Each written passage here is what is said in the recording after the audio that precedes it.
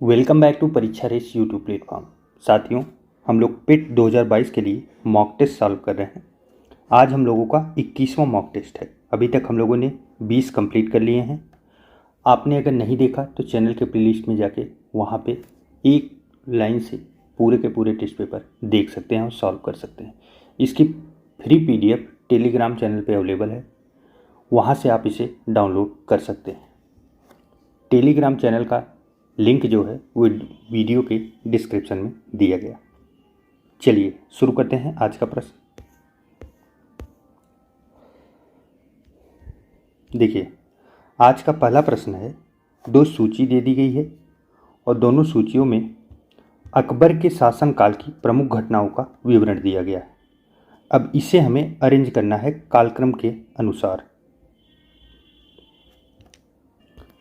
देखिए, यहाँ पे दिया गया है 1564। 1564 में क्या हुआ था अकबर के शासनकाल में? तो जजिया कर का उन्मूलन हुआ था। जजिया कर का उन्मूलन। उसके बाद फिर 1575 में क्या हुआ था? तो इबादत खाने की स्थापना की गई थी। और उसके बाद 1579 में मजहर की उद्घोषणा की गई थी। और उसके बाद 1582 में दहसाला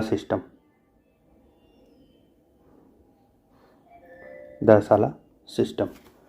इस प्रकार अगर हम लोग मैच कराएंगे तो हम लोगों का क्या बनेगा? Option number C.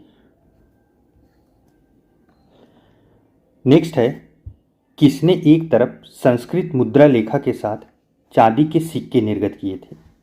संस्कृत, देखिए, जो संस्कृत लिखवाया था अपने सिक्कों पे, तो यह कौन था? तो वो मोहम्मद गजनवी के द्वारा किया गया था। मोहम्मद गजनवी के द्वारा एक तरफ संस्कृत में लिखे जाते थे।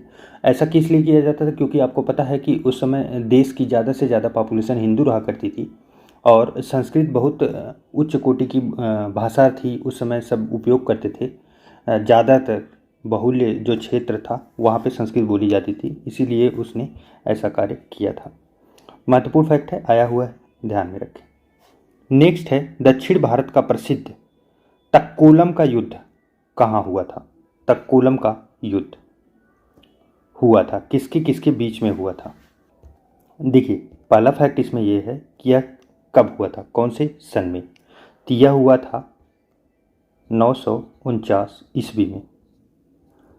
अच्छा, दूसरा फैक्ट यह आता है कि किसके किसके बीच में हुआ था। तो यह हुआ था राष्ट्रकूट के जो नरेश कृष्ण तृतीय थे, कृष्ण तृतीय के और परांतक प्रथम जो चोल शासक थे, परांतक प्रथम के बीच हुआ था। राष्ट्रकूट और चोलों के मध्य हुआ था। अच्छा, इसमें विजय को किसने प्राप्त किया था? तो कृष्ण तृतीय ने विजय प्राप्त की थी प्रांतक को पराजित करके। चलिए, नेक्स्ट है, प्रारंभिक जैन साहित्य निम्नलिखित में से किस भाषा में लिखा गया था? प्रारंभिक जैन साहित्य, देखिए, जिस समय जैन वंश फूल फल रहा था अच्छे से, तो सबसे पहले अर्धमगधी भाषा जो है ये काफ़ी प्रचलन में थी उस समय। तो वो स्टार्टिंग में अर्धमगधी भाषा का प्रयोग करते हैं और अर्धमगधी भाषा में ही इनका लगभग आप देखेंगे जो इनके धार्मिक ग्रंथ इसी में लिखे गए हैं। हाँ, लेकिन एक चीज़ और है कि ये संस्कृत और दूसरी भाषा जो है वो प्राकृत, क्योंकि बहुसंख्यक बोली जाती थी भाषा, तो प्राकृत और संस्कृत में भी इनकी उपदेश और प्रचार प्रसार के लिए कार्य किए गए थे। लेकिन इसीलिए देखिए, यहाँ पे प्रश्न पूछा गया प्रारंभिक, जानबूझ के पूछा गया क्योंकि शुरुआत में अर्धमगधी ही ज़्यादा करके इनके उपन्यास या साहित्य में प्रयोग होते रहे। चलिए, नेक्स्ट है, मानव समाधानों में कुत्ते दफनाए गए हैं, यह कहाँ पे हुआ है? मानव समाधानों में, देखिए, समाधान अर्थात मरने के बाद जब इंसान को दफनाया जाता है तो ऐसे भी कंकाल मिले हैं पुराने ज़माने के जिसमें कि मानव के साथ कुत्तों, उनके जो पालतू कुत्ते होते थे उनको भी दफना दिया जाता था। तो ऐसा अजूबा और कहीं पूरी दुनिया में नहीं मिला है, ये सिर्फ भारत में ही है। और भारत में कहाँ मिला है ये चीज़ें, तो ये कश्मीर में ये चीज़ें प्राप्त हुई है। अब कश्मीर में कौन सा स्थान पड़ता है, तो बुर्ज होम कश्मीर में अवस्थित है। आप लोग ध्यान रखिए, महत्वपूर्ण है। नेक्स्ट है, बोर्ड ऑफ कंट्रोल की स्थापना किस अधिनियम के अंतर्गत की गई थी। बोर्ड ऑफ कंट्रोल की स्थापना, देखिए ये जो बोर्ड ऑफ कंट्रोल था, यह पहली बार ऐसा अधिनियम आया था कि पूरी तरह से भारत में अंग्रेजों का प्रभुत्व पूरी तरह से मजबूत हो और वो प्रशासन पूरा अपने हाथ में ले। तो ये पिट्स इंडिया एक्ट 1784 जब आया था, इसी में बोर्ड ऑफ कंट्रोल की स्थापना की गई थी। अच्छा, एक बार ये भी प्रश्न पूछा गया है कि बोर्ड ऑफ कंट्रोल में कितने सदस्य थे, तो ये 6 सदस्य थे, इसमें 6 सदस्य। अच्छा, इन सदस्यों का मुख्य कार्य क्या था, तो व्यापारिक मामलों को छोड़कर जो व्यापारिक कार्य था वो तो ईस्ट इंडिया कंपनी देख ही रही थी, उसके कार्य को छोड़कर ये लोग असैनिक और सैनिक कार्य, अर्थात सैनिकों की निगरानी करना, सैनिकों को कितना रखना है, वेतन कैसे भत्तों को देना, ये सब सारी चीज़ें, और उसके साथ जो है राजस्व, कैसे कैसे राजस्व का इस्तेमाल किया जाएगा, मतलब वो पूरी तरह से एक गवर्नमेंट जैसे चलती है उस हिसाब से कार्य करने का पूरी तरह कंट्रोल इनको मिला था। तो पिट्स इंडिया एक्ट 1784 में महत्वपूर्ण नियम है, इसीलिए पूछा गया है। चलिए नेक्स्ट है, आचार्य विनोबा भावे किस आंदोलन में भाग लेने के लिए प्रथम बार गिरफ्तार हुए थे। काफ़ी डीप में जाके पूछा गया प्रश्न है, लेकिन महत्वपूर्ण प्रश्न है। देखिए 1930 में क्या हुआ था, 1930 में हुआ था सविनय अवज्ञा आंदोलन।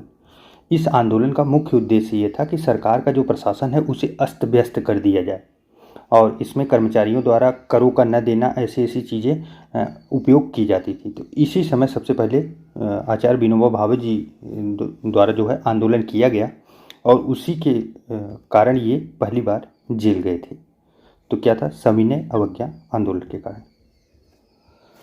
चलिए नेक्स्ट, जलियांवाला बाग नरसंहार कब हुआ था। एग्जैक्ट डेट महत्वपूर्ण है, कई बार पूछा भी गया है, इसीलिए प्रश्न भी बना है। आप लोग एग्जैक्ट डेट बताइए।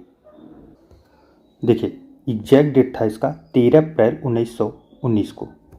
अच्छा, जलियांवाला बाग नरसंहार जो हुआ था, इसमें सबसे महत्वपूर्ण एक फैक्ट ये पूछा जाता है कि किसकी गिरफ्तारी के कारण ये लोग इकट्ठा हुए थे।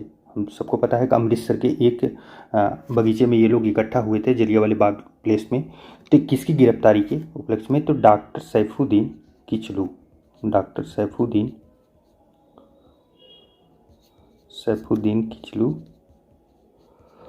एवं डॉक्टर सत्यपाल,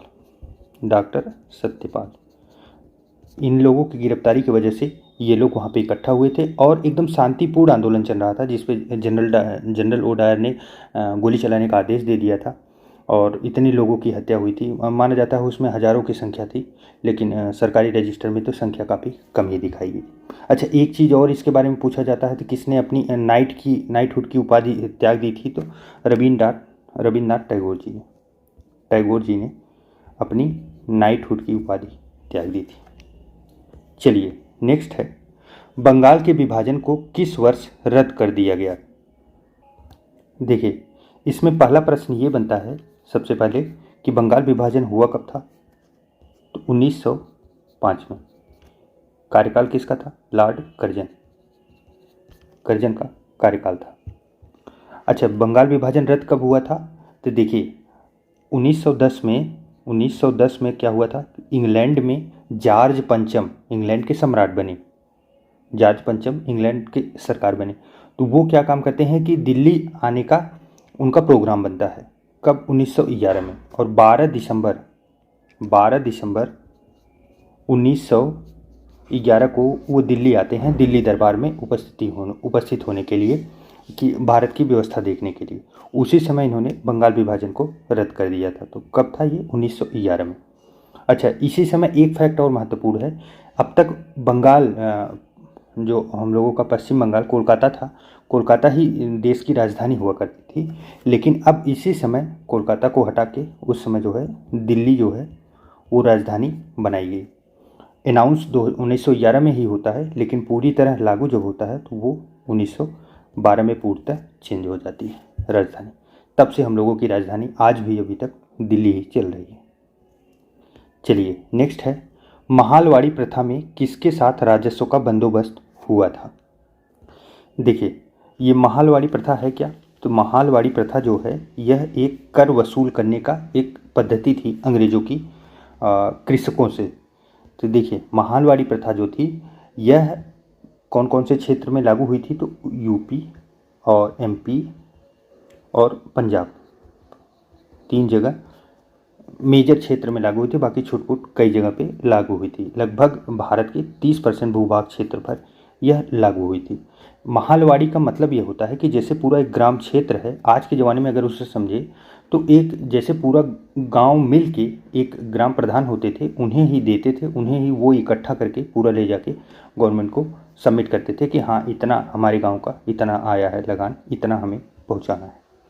तो जमींदारों व कृषकों से साथ साझा रूप में नहीं था, ये ग्राम समुदाय के साथ एक समग्र रूप से था। तो जो ऑप्शन नंबर डी होगा ये सही होगा, महालवाड़ी प्रथा। इसके अलावा भी रैयत था और जो है अस्थाई बंदोबस्त था। तो इस प्रकार 3 मेजर जो है वो प्रथाएं चली थी। इसके बारे में इतिहास के लेक्चर में हम लोग अच्छे से पढ़े हैं, वहाँ से आप लोग जाके देख सकते हैं, बड़ा टॉपिक है। चलिए नेक्स्ट है, अपवाद क्षेत्र की दृष्टि से जो विश्व की सबसे लंबी नदी है वह कौन सी है? देखिए विश्व की अगर सबसे लंबी नदी पूछी जाती, सिर्फ लंबी पूछी जाएगी अगर, तो वो हो जाएगी नील नदी। लेकिन यहाँ पे पूछा गया अपवाह क्षेत्र की दृष्टि से, तो पहले भी हम लोगों ने इस प्रश्न का उत्तर दे दिया है। तो इसका उत्तर होगा अमेजन नदी, अमेजन। अच्छा, इसका अपवाह क्षेत्र या लंबाई इसकी कितनी है? तो 6750 किलोमीटर। क्योंकि ये चौड़ी ज़्यादा है तो ज़्यादा क्षेत्रों को पानी प्रोवाइड करते हुए चलती है, इसलिए अमेजन नदी ज़्यादा विश्व की सबसे लंबी नदी हो जाती है अपवाह क्षेत्र के मामले में। नेक्स्ट आइए देखते हैं, प्रधान या में उत्तर ध्रुव वृत्तीय तथा विषुवत भूमध्य रेखा का प्रतिच्छेदन बिंदु अवस्थित है कहाँ पर? देखिए इतना कठिन कॉन्फ्लिक्ट जो है हिंदी बनाने का प्रयास किया गया है सिर्फ एक चीज़ के लिए कि ये प्रयास पूरी तरह से कठिन बनाने के लिए किया जा रहा है, जबकि हिंदी वाले अंग्रेजी वाले माध्यम वाले लोगों के लिए यहाँ पे फ़ायदा मिल जाता है। चलिए फिर भी हम लोग समझते हैं कि इसको सरल भाषा में ये पूछा क्या जा रहा है। देखिए एक ग्लोब है, पूरी पृथ्वी है, पृथ्वी पे प्रधान या में उत्तर हमेशा देशांतर रेखा होती है, आपको पता होगा। या में उत्तर रेखा देशांतर हमेशा ऊपर से नीचे खींची जाती है, यही जो होती है प्रधान या में उत्तर। उसके बाद फिर क्या है? विषुवत रेखा, विषुवत भूमध्य रेखा। ये दोनों जिस बिंदु पे काट रहे हैं इसी बिंदु का लोकेशन पूछा जा रहा है, यह बिंदु कहाँ पे अवस्थित है? तो यह कहाँ पे है? तो यह अंध महासागर में अवस्थित है, अंध महासागर में। चलिए नेक्स्ट है, तमिलनाडु में मानसून के सामान्य महीने कौन से हैं? चलिए नेक्स्ट वाले टेस्ट में आप लोग याद करिए, नेक्स्ट वाले टेस्ट पेपर में हम लोगों ने पढ़ा था लौटता हुआ मानसून जो है वो बारिश करता है कहाँ पे? तमिलनाडु, वो छोटा सा पंजाब का क्षेत्र। ये कब होता है? तो नवंबर और दिसंबर में लौटते हुए मानसून के द्वारा यहाँ पे बारिश होती है। अच्छा एक चीज़ और पूछा जाता है, वेस्टर्न डिस्टर्बेंस, ये भी इसी को कहते हैं कि पश्चिमी जो है वो पश्चिमी जब लौटते हुए जो डिस्टर्बेंस होता है उसी की वजह से यहाँ पे बारिश होती है। नेक्स्ट है, निम्नलिखित राज्यों में से कौन से उत्तर प्रदेश के सीमावर्ती हैं? देखिए उत्तर प्रदेश की परीक्षा हम लोग दे रहे हैं इसलिए काफ़ी महत्वपूर्ण ये प्रश्न बन जाता है। अब चलिए एक बार मैप पे पूरी अच्छे से देख लेते हैं। देखिए ऊपर है उत्तराखंड हुआ, फिर उसके बाद हरियाणा सीमावर्ती है, दिल्ली एक ऐसा केंद्र शासित प्रदेश है, राज्य नहीं है, यूटी है। उसके बाद फिर नीचे आते हैं तो देखिए ये राजस्थान का पिंक वाला क्षेत्र राजस्थान का लगा हुआ है। फिर नीचे आते हैं भोपाल मध्य प्रदेश का, सबसे लंबी सीमा मध्य प्रदेश से ही टच होती है। उसके बाद फिर और बगल में आते हैं तो फिर छत्तीसगढ़ की सीमा लगती है। थोड़ा सा देखेंगे आप झारखंड की सीमा भी लगती है उत्तर प्रदेश से, और इधर बिहार की सीमा टच होती है। ऊपर एक अंतर्राष्ट्रीय सीमा है जो है नेपाल के साथ। तो एक बार फिर से रिवाइज कर लीजिए, उत्तराखंड, हरियाणा, दिल्ली, राजस्थान, मध्य प्रदेश, छत्तीसगढ़ और झारखंड, बिहार और नेपाल। चलिए अब हम लोग अपने प्रश्न को सॉल्व करते हैं। देखिए पहला क्या है, पहला पंजाब। पंजाब की सीमा तो हम लोग कहीं नहीं देखे हैं, पंजाब नहीं टच होता। राजस्थान हाँ होता है, झारखंड भी होता है और छत्तीसगढ़ भी होता है। साथ में अगर देखें तो हरियाणा की भी सीमा टच होती है और दिल्ली जो यूटी है उसकी भी होती है और उसके बाद फिर बिहार की भी होती है, एमपी की भी होती है। तो इतने राज्यों की सीमा जो है, उत्तराखंड भी साथ में अटैच है। तो जो सही जवाब बनेगा 2, 3, 4, ऑप्शन नंबर बी। चलिए नेक्स्ट है, वर्ष 2001 से 11 की अवधि में उत्तर प्रदेश की दशकी जनसंख्या वृद्धि दर कितनी रही है। देखिए जनगणना के जो आंकड़े हैं ये महत्वपूर्ण हैं, इन आंकड़ों को आप लोग एक बार जरूर से रिवाइज करके जाइएगा क्योंकि इसमें बहुत क्लोज ऑप्शन देने की वजह से कन्फ्यूजन बन सकता है। 2001 से 11 तक के बीच में अगर देखा जाए उत्तर प्रदेश की दशकी वृद्धि तो वो 20.09% थी, जबकि इसी समय अगर पूरे भारत की देखी जाए, भारत की, तो वो थी 17.07%। 17.07% ये भारत की थी। महत्वपूर्ण आंकड़ा है, ध्यान में रखिएगा। नेक्स्ट है, विशेष आर्थिक क्षेत्र सेज नीति की घोषणा की गई थी। देखिए विशेष आर्थिक क्षेत्र अर्थात इसे क्या बोलते हैं, special economic zone. Special economic zone, economy मतलब पैसे बनाने के लिए कोई क्षेत्र ऐसा हो जहां इंडस्ट्रियल एरिया या फिर सभी ऐसी गतिविधियां होती हैं जो पैसों के लिए होती हैं, वो क्षेत्र बनाया जाता है। ऐसी नीति लाई गई थी, कब लाई गई थी, तो अप्रैल 2000 में ऐसी नीति लाई गई थी। महत्वपूर्ण प्रश्न है, ध्यान में रखिए। नेक्स्ट है, अदृश्य निर्यात इनविजिबल एक्सपोर्ट का अर्थ होता है। देखिए निर्यात का मतलब क्या हुआ, आयात मतलब आया, हमारे देश में कोई वस्तु आ रही है तो उसे आयात बोलते हैं। निर्यात का मतलब क्या हुआ, हमारे देश से बाहर जा रही है। अब यहाँ पे बात क्या की जा रही, अदृश्य निर्यात मतलब दिखाई नहीं दे रहा है। जैसे मान लीजिए हमारे देश में कोई मोबाइल फ़ोन, अब आईफोन की पूरी फैक्ट्री लगने वाली है, आईफोन यहाँ पे निर्माण होगा। अब इस आईफोन को मान लीजिए यहाँ से उठा के लेके जाते हैं हम भूटान, बांग्लादेश, चाइना, कहीं पे सेल करते हैं। तो ये क्या हुआ, विजिबल एक्सपोर्ट हुआ, मतलब दिख रहा है, कोई वस्तु है वो दिखते हुए जा रही है कि हाँ ये देखिए यहाँ से जा रही है। लेकिन अदृश्य निर्यात में सेवाएं आती हैं, सर्विस सेक्टर, जैसे इंसान गया वहाँ पे काम करके वहाँ से पैसे भेज रहा है, अपनी सैलरी वहाँ से उठा के वापस दे रहा है, तो ये अदृश्य होती है। तो इसमें क्या आएगा, सेवाओं का निर्यात आता है, सेवाओं का। चलिए नेक्स्ट है, खादी ग्रामोद्योग आयोग की स्थापना किस पंचवर्षीय योजना काल में की गई थी। देखिए सबसे पहला ये बनता है, खादी ग्रामोद्योग आयोग की स्थापना कब की गई थी, सन भी पूछा जा सकता है, महत्वपूर्ण है। तो ऐसा कब किया गया था, तो ये हुआ था 1956 में। 1956 में, और 1956 में कौन सी पंचवर्षीय योजना चल रही थी, तो उस समय दूसरी पंचवर्षीय योजना चल रही थी। महत्वपूर्ण फैक्ट है, ध्यान में रखिए। नेक्स्ट है, गिल्ट एज्ड बाजार किससे संबंधित है। देखिए गिल्ट एज्ड बाजार एक ऐसी बाजार है जिसमें जोखिम जो है वो बहुत कम मात्रा में, मिनिमम होती है। अब जोखिम का मतलब क्या हुआ, देखिए आरबीआई जो है और भारत सरकार की जब प्रतिभूतियों को बेचती है और उसको खरीदती है, देखिए जो मॉनेटरी पॉलिसी है उसे कंट्रोल करने के लिए आरबीआई क्या काम करती है कि जो भारत सरकार की प्रतिभूतियां हैं उन्हें जो है वो गिरवी रखती है, फिर बैंकों से पैसे उठाती है, फिर बैंकों को टैक्स के साथ पैसे देती है, फिर उसको रिटर्न लाती है। तो ये जो कार्य हो रहा है इसमें ये गिल्ट एज्ड बाजार के थ्रू हो रहा है अगर, तो उसमें क्या होगा कि गिल्ट एज्ड बाजार का मतलब ये हुआ कि सरकारी चीज़ें ले दे रहे हैं हम, तो इसमें जो है जोखिम की मात्रा सबसे कम होती है। तो इसी को पूछा जाया है, तो ये सरकारी प्रतिभूतियों का व्यापार के बारे में बात करता है गिल्ट एज्ड बाजार। चलिए नेक्स्ट है, भारत सरकार के नीति आयोग को आर्थिक नीति निर्धारण का चिंतक समूह थिंक टैंक है में नीति का पूरा स्वरूप क्या है।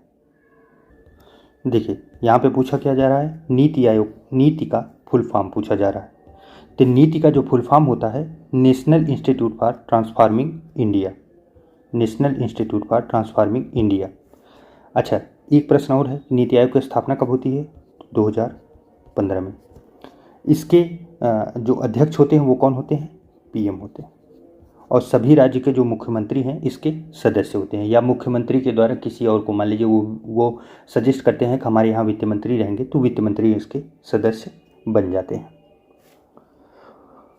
चलिए नेक्स्ट, सही उत्तर का चयन कीजिए। देखिए यहाँ पे पहला ऑप्शन क्या है, सभी व्यक्ति पंचायती राज के सदस्य बन सकते हैं। देखिए सभी व्यक्ति कैसे बन सकते हैं, हमारा मन कर रहा है कि हम AB डिविलियर्स को लेके आए पंचायत का सदस्य बना दे तो बन जाएंगे, नहीं बनेंगे, गलत है। नेक्स्ट है, वह व्यक्ति जो राज्य विधानसभा का सदस्य होने की योग्यता न रखता हो पंचायत राज का सदस्य बन सकता है। देखिए विधानसभा का सदस्य होने की वरीयता में तो बहुत सी वरीयताएं हैं। एक वरीयता तो ये भी है कि उसे भारतीय होना चाहिए, क्या पता वो भारतीय नहीं है इसी वजह से छट रहा है, तो वो भी नहीं बन सकता। नेक्स्ट है, 25 वर्ष की आयु वाले व्यक्ति ही पंचायती राज की सदस्य कर सकते हैं, तो ये भी गलत है, 25 नहीं है, ये 21 वर्ष है। वे सभी लोग जो 21 वर्ष की आयु पूरी कर चुके हैं तथा राज्य विधानसभा के सदस्य चुने जाने की योग्यता रखते हों पंचायती राज के सदस्य के लिए अर्ह या योग्य होंगे। सही जवाब ऑप्शन नंबर डी होगा।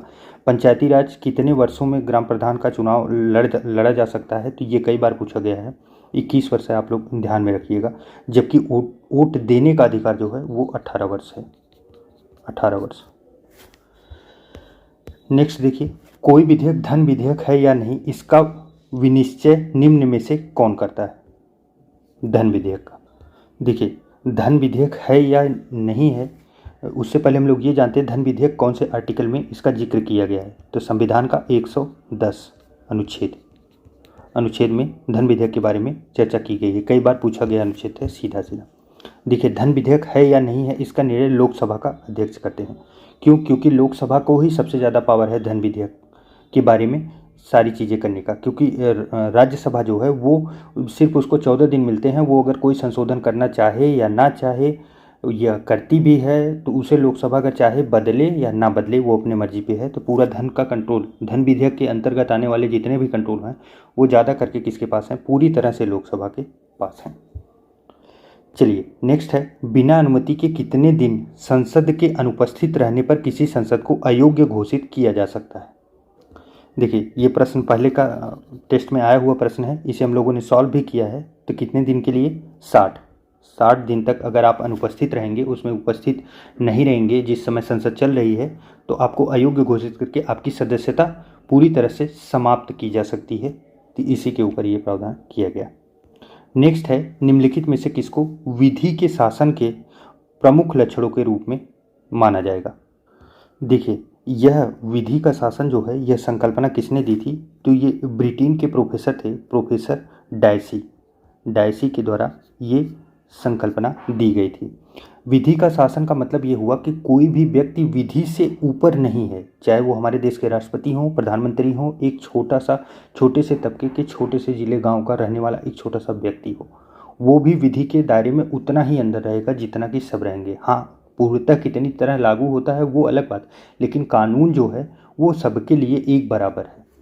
तो इसी चीज़ को विधि के शासन के रूप में दिया जाता है। तो देखिए इसमें शक्तियों का परिसीमन हाँ होता है, शक्तियों का परिसीमन भी होता है। विधि के समक्ष समता, हाँ सबकी क्षमता विधि के समान रहती है, सबके लिए बराबर रहते हैं सब विधि के सामने। सरकार के प्रति जन उत्तरदायी, सरकार के प्रति जन उत्तरदायी होना ये कोई विधि का शासन नहीं है। सरकार के प्रति हम उत्तरदायी हैं कि नहीं, हमें आलोचना भी करनी है उनकी जो वो अच्छी नीतियाँ नहीं ला रहे हैं, तो इसलिए ये गलत हो जाएगा ऑप्शन नंबर 3। और स्वतंत्रता और नागरिक अधिकार ये तो हमें चाहिए ही, हर एक हाल में चाहिए। तो सही जवाब जो बनेगा वो बनेगा 1, 2 और 4, ऑप्शन नंबर सी। नेक्स्ट है, भारतीय संविधान में इनमें से किसका सर्वाधिक रीढ़ी रहा है। भारतीय संविधान इनमें से किसका सर्वाधिक रीढ़ी रहा है। देखिए भारत शासन अधिनियम 1935 ये काफ़ी महत्वपूर्ण है, आप इसे लघु संविधान भी कह सकते हैं। और माना जाता है 2/3, 2/3 भाग जो है वो भारत शासन अधिनियम से ही लिए गए हैं। ये इतना बड़ा अधिनियम था।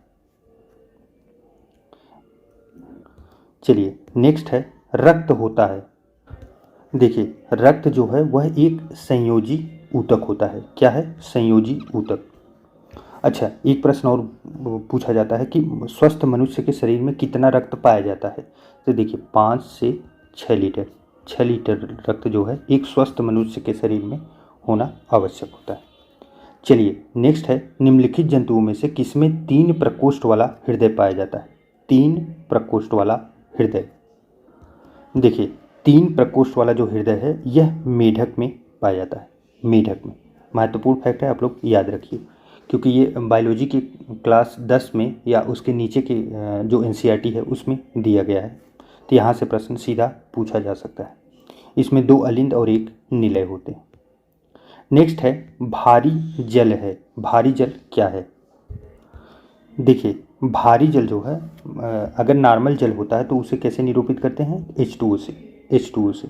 जबकि अगर भारी जल जिसे हैवी वाटर बोला जाता है वो D2O होता है। डिट्यूरियम ऑक्साइड होता है।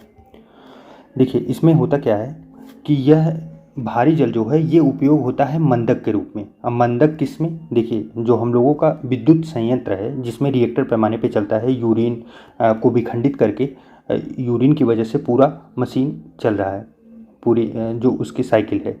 अब यूरिन जो है वो विखंडित तो बहुत तेज़ होगी क्योंकि न्यूक्लियर आइटम जो होते हैं वो बहुत तेज़ विखंडित होते हैं। इतना तेज रिएक्शन होता है कि रिएक्शन कंट्रोल के बाहर हो जाता है। आप समझिए वो विस्फोट ना कर जाए, उसी को कंट्रोल करने के लिए बगल में जो है एक चैम्बर बना के इसमें D2O डाला जाता है। ये क्या करता है? ये मंदक का काम करता है कि धीरे धीरे ये उसको स्पीड को दबाता है। तो इसीलिए इसका बहुत बृहद में उपयोग किया जा रहा है। तो ये क्या हुआ? ये मंदक के रूप में उपयोग किया जाता है। नेक्स्ट है घरेलू बिजली के तार आधार रूप में कैसे हैं?